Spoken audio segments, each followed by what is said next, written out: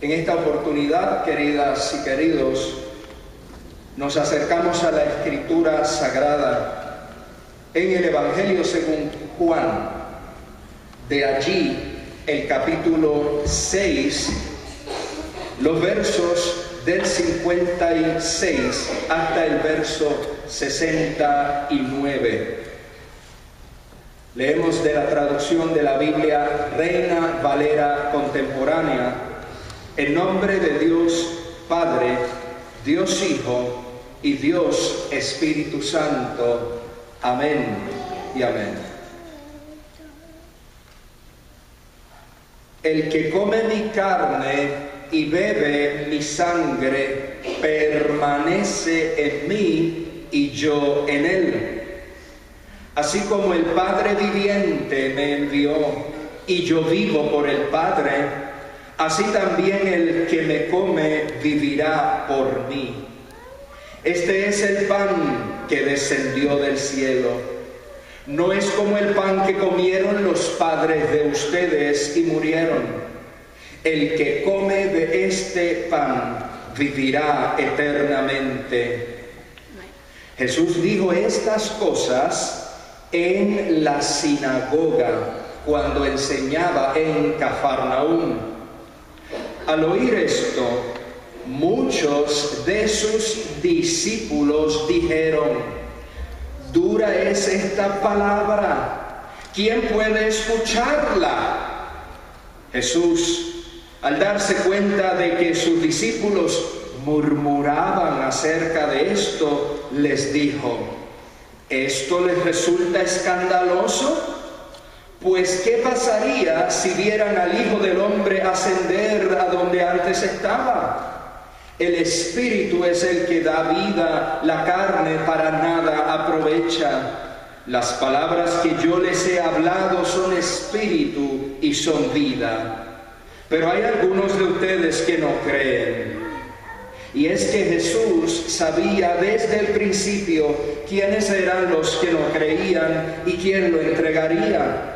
Así que dijo: «Por eso les he dicho que ninguno puede venir a mí si el Padre no se lo concede».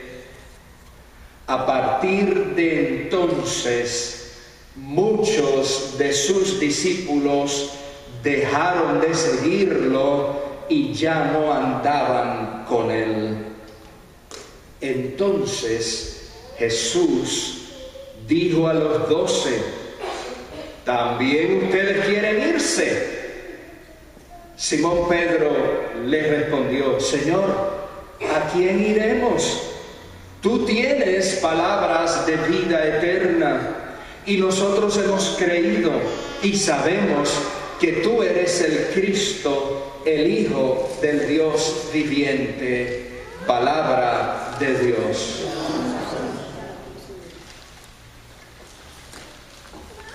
Recientemente me tropecé con una historia que había leído hace tiempo, pero que al releerla me ha mantenido meditando y reflexionando con profundidad. Se cuenta que Clarence Jordan, quien vivió en el estado de Georgia durante la terrible y vergonzosa época de la segregación, un domingo visitó una pequeña iglesia integrada, es decir, una iglesia donde no se veía segregación racial tan terrible como la que caracterizaba las demás iglesias. Una pequeña iglesia donde personas blancas y personas negras adoraban lado a lado en armonía y en hermandad. Y esto les resultó muy, pero que muy curioso.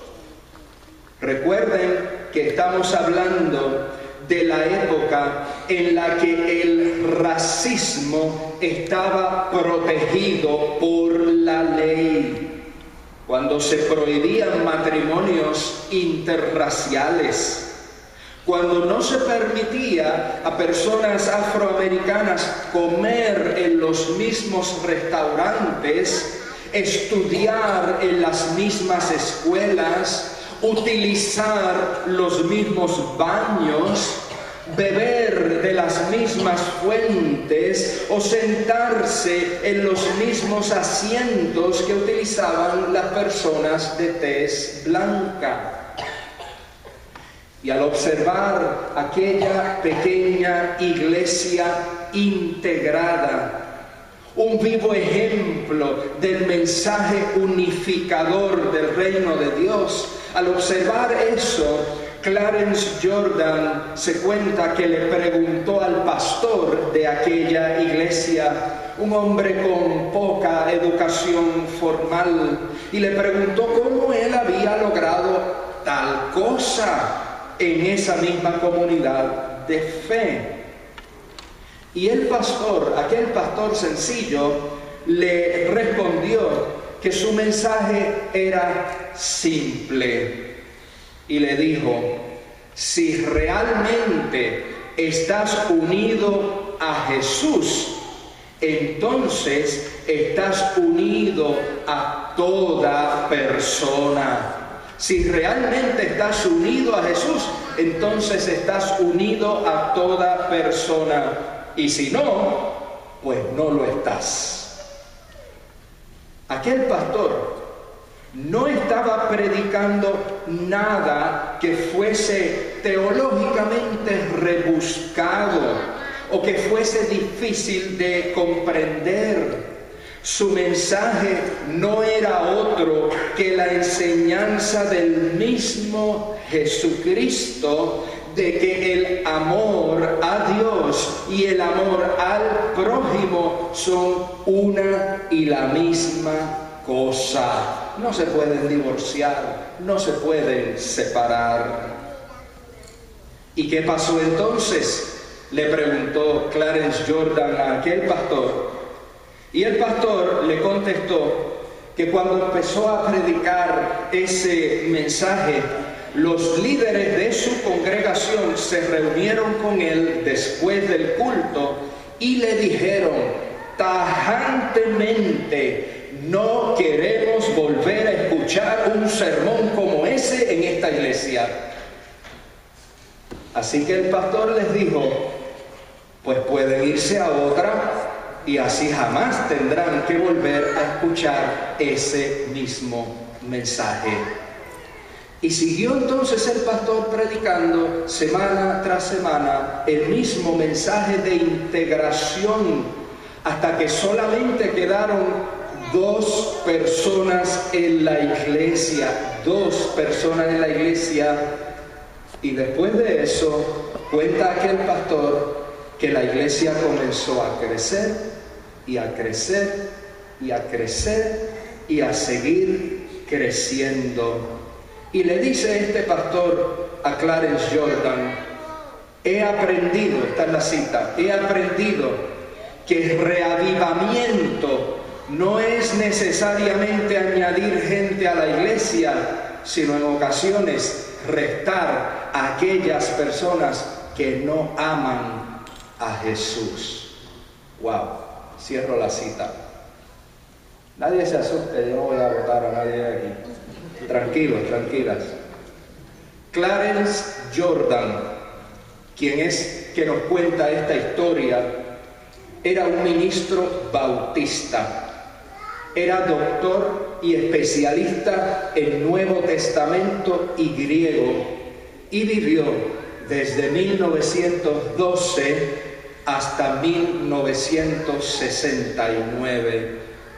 Durante su ministerio, en aquella época tan y tan lamentable en la historia de nuestra nación, Clarence Jordan, quien también era agricultor, fundó una comunidad de fe integrada que tenía entre sus fundamentos el principio de que todas las personas están relacionadas y están vinculadas ante los ojos de Dios, y el principio de vivir de acuerdo al amor de Cristo. Vivir de acuerdo al amor de Cristo. Su interés de enseñar el discipulado en los pasos de Jesús resulta que no fue bien recibido por la sociedad de su tiempo. En múltiples ocasiones, él recibió amenazas de muerte. Su comunidad en múltiples ocasiones fue tiroteada. Sus cultivos fueron vandalizados. Sus árboles frutales fueron cortados. Su mercado de verduras y productos de la tierra fue bombardeado varias veces también. Y cruces, usted sabe, ¿verdad? Cruces fueron incendiadas en los patios de las casas de sus miembros y feligreses afroamericanos. Y toda esa barbarie y todo ese terror vino de parte de cristianos blancos racistas que estaban convencidos de que estaban haciendo la buena voluntad de Papá Dios. Y para completar, porque eso no termina ahí, su propia denominación lo excomulgó. Y todo ello, ¿sabe por qué? Por tomar en serio el mensaje de Jesús. Ayer observábamos en una reunión que tuvimos un hermano que tenía una camiseta y la camiseta decía algo así como: ¿y qué tal si lo que decía Jesús era en serio? ¿Qué tal si lo que decía Jesús era en serio? El reverendo Clarence Jordan tomó en serio lo que decía Jesús y pues ya usted sabe las cosas que pasaron. Él creía firmemente que la verdadera evangelización consistía en la encarnación. Decía que no logramos nada hasta que vemos el Verbo hecho carne, hasta que nos encontramos frente a frente con la palabra encarnada en Jesús. Él veía la resurrección no solo como una invitación al cielo cuando nos morimos, sino que la veía como una declaración de que Dios mismo en Cristo ha establecido su morada en la tierra. Es decir, que Dios hace su morada entre nosotros e invita y atrae a todas y a todos por igual. Bien lo afirma el Evangelio que hoy leemos. Ese Evangelio que nos ha estado acompañando por varias semanas y que lleva el nombre de Juan. Desde su primer capítulo, precisamente desde el primer capítulo, comienza diciendo lo siguiente: y la palabra se hizo carne y habitó entre nosotros y vimos su gloria. La gloria que corresponde al unigénito del Padre, lleno de gracia y de verdad. Ciertamente, continúa diciendo, ciertamente de su plenitud tomamos todos y gracia sobre gracia. La ley fue dada por medio de Moisés, pero la gracia y la verdad vinieron por medio de Jesucristo. Cierro la cita. La porción que hoy consideramos proviene del capítulo 6 de ese mismo Evangelio. Un capítulo que es tan profundo y es tan rico en significado que el calendario litúrgico domingo que seguimos, es decir, el leccionario semanal, lo distribuye en varios domingos, en varias semanas. Este capítulo 6 de Juan tiene como enunciado fundamental el dicho de Jesús en el verso 35, yo soy el pan de vida, el que a mí viene nunca tendrá hambre y el que en mí cree nunca tendrá sed. La parte del capítulo que hoy hemos leído resulta ser un tanto incómoda. No suena poética, ni suena inspiradora. Se trata esa porción de una confrontación de Jesús ante las reacciones de la multitud que lo había estado siguiendo. Indica el pasaje bíblico que los oidores murmuraban. ¿Usted sabe lo que es murmurar? ¿Usted sabe lo que es murmurar? Lo sabemos por los libros, ¿verdad? Porque eso aquí no pasa. Pero decían los oidores lo siguiente: dura es esta palabra, ¿quién puede escucharla? Dura es esta palabra, ¿quién puede escucharla? Está hablando de la palabra de Jesús. Dura es esta palabra. Observemos la expresión palabra dura. Fíjese, palabra dura. Al leer esa expresión debemos observar algunas cosas. Por ejemplo, ¿por qué ellos la consideraban dura? ¿Qué es lo que estaba diciendo Jesús? ¿Qué es lo que había estado diciendo Jesús? ¿Dónde lo estaba diciendo Jesús? ¿Y a quién o a quiénes lo estaba diciendo Jesús? Fíjese, lo que Jesús dijo resultó ser palabra dura porque Él confrontó a quienes lo seguían con sus motivaciones consumistas y utilitarias. Y ese pasaje lo leíamos hace algunas semanas por aquí. Él les reclamó que lo estaban siguiendo porque Él les había llenado el estómago y no porque entendieran sus señales. Oiga, Jesús prácticamente les dijo: ustedes son unos interesados. Y ya sabemos la implicación de eso, ¿verdad? Según es planteada por aquel viejo refrán que decía mi bisabuela doña Fermina: el amor y el interés fueron al campo un día, pero más pudo el interés que el amor que te tenía. Lo que Jesús dijo resultó ser palabra dura porque el planteamiento de Jesús implicaba una ruptura con los paradigmas, con los moldes y con los marcos religiosos y culturales de su tiempo.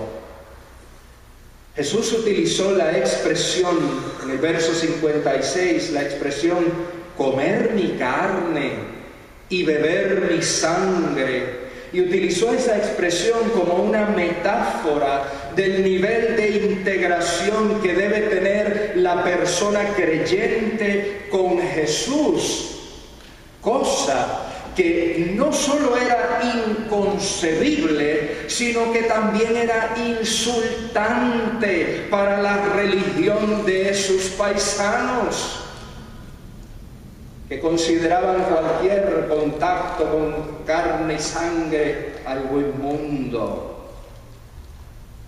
Jesús contrastó su propio ser como alimento viviente versus el maná que comieron los antepasados y murieron. Versos 57 y 58. ¡Wow! tocó a Moisés. Y encima de eso cuenta el texto que Jesús dijo todas esas cosas, ¿sabe dónde? En la sinagoga. En la sinagoga, el principal lugar de instrucción religiosa de la comunidad. Más aún, todo esto no solo resultó ser palabra dura, sino que Jesús mismo utilizó el adjetivo escandaloso para referirse a lo que él había dicho. Escandaloso. Ahora bien, lo interesante en la narración es observar quiénes se han estado quejando de las enseñanzas de Jesús. Fíjense bien.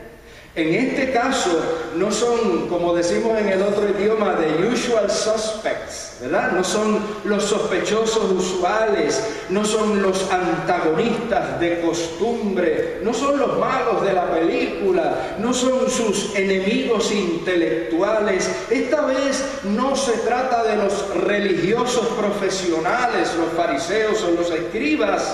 Esta vez, obsérvelo, esta vez son sus discípulos quienes están murmurando y quienes se están quejando. Son sus seguidores y amigos quienes encuentran que las palabras de Jesús son duras y escandalosas.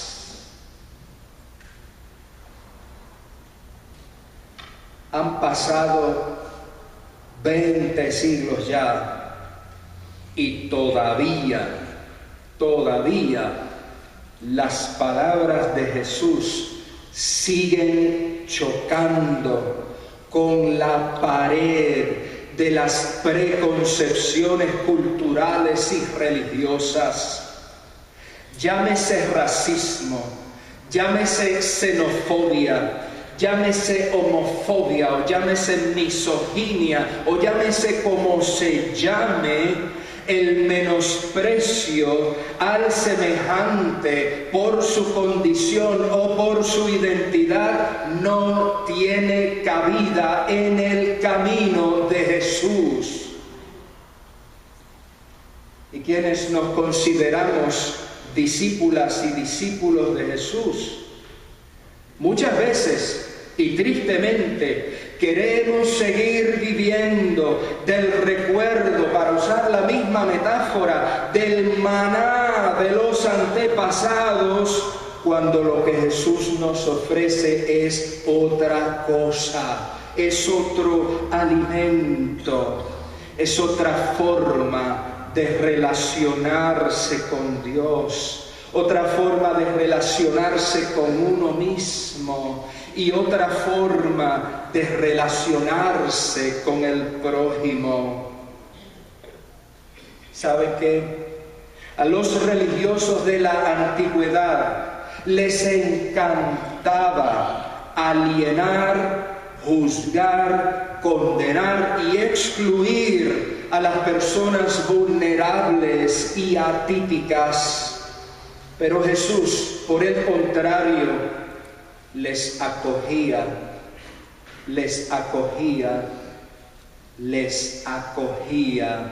ofreciéndoles perdón y aceptación, como bien se observa en ese mismo Evangelio según Juan, con la mujer adúltera del capítulo 8, o como bien se observa en ese mismo Evangelio según Juan, con el hombre ciego de nacimiento en el capítulo 9, o como bien se observa en ese mismo Evangelio con la mujer que derramó perfume sobre los pies de Jesús y los secó con sus propios cabellos en el capítulo 12.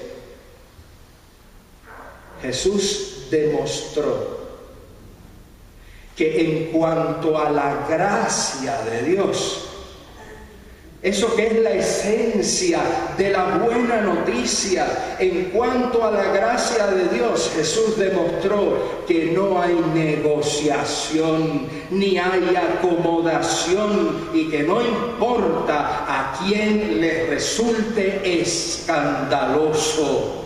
Jesús no es el que cambia su mensaje para caer bien, ni para alimentar el ego de la gente, y mucho menos para complacer los prejuicios de la religiosidad santurrona y dogmática de nuestro tiempo.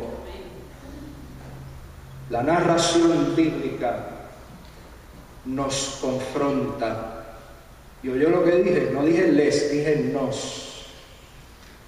Nos confronta con uno de los versos que para mí, les confieso, es quizás uno de los versos más tristes de todas las escrituras sagradas. Y fíjese el nombre, qué interesante, capítulo 6, verso 66. A partir de entonces, muchos de sus discípulos dejaron de seguirlo y ya no andaban con él. A partir de entonces, no está hablando del ejército romano, no está hablando de los fariseos, de los líderes religiosos. A partir de entonces, muchos de sus discípulos dejaron de seguirlo y ya no andaban con él. Amadas y amados, ¿qué vamos a hacer nosotros? Esa es la pregunta. ¿Qué vamos a hacer nosotros? Porque ser discípula de Jesús y ser discípulo de Jesús es seguir a Jesús, es andar con Jesús y es andar como Jesús. Bendito sea el escandaloso mensaje de la gracia de Jesús. Soli Deo Gloria. Amado Señor, hoy decimos como dijera Pedro en la antigüedad: ¿a quién iremos? Solo tú tienes palabras de vida eterna. Aliméntanos, Señor, con el pan de vida. Concédenos abrazar tu gracia escandalosa. Transfórmanos con tu espíritu que alimenta y aprovecha, que en cada momento de nuestra vida podamos seguirte y andar contigo y andar como tú. En Jesucristo oramos y creemos. Amén y amén.